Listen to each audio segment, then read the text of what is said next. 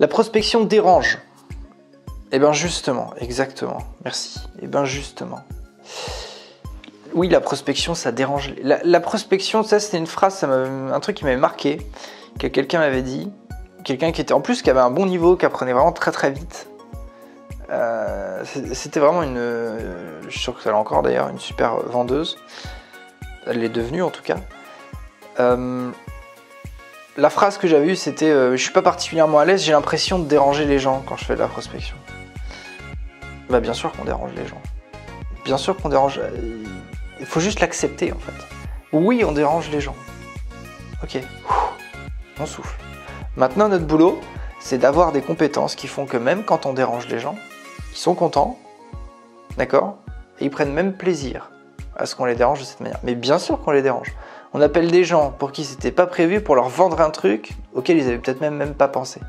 Donc oui, on dérange. Rien que le fait de l'acter, ça permet de souffler quoi. On n'est plus en train de lutter contre le alors mince, je vais déranger, est-ce que je vais déranger? Bien sûr que tu vas la déranger. Ok. Maintenant tu souffles. Et une fois que tu as soufflé de ce truc-là, tu peux commencer à bosser dans une autre direction. Et apprendre à mieux déranger les gens. C'est ça le truc.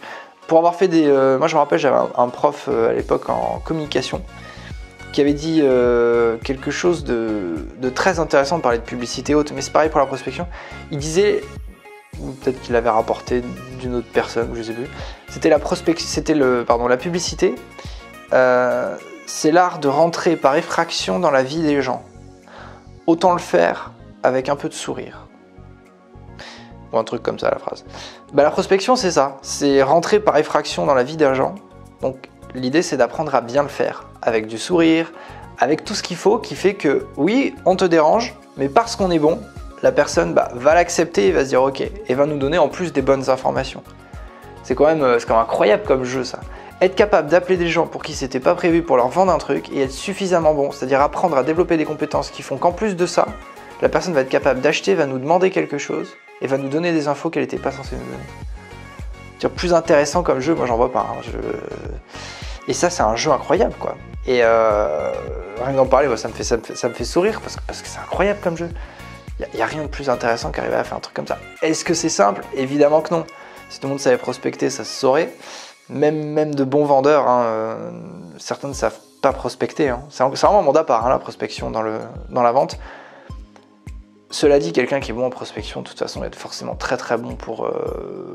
Enfin, on dit souvent qu'il y a des gens qui sont très bons, ces fameux chasseurs, éleveurs, tous ces trucs-là. D'ailleurs, je trouve que les termes sont assez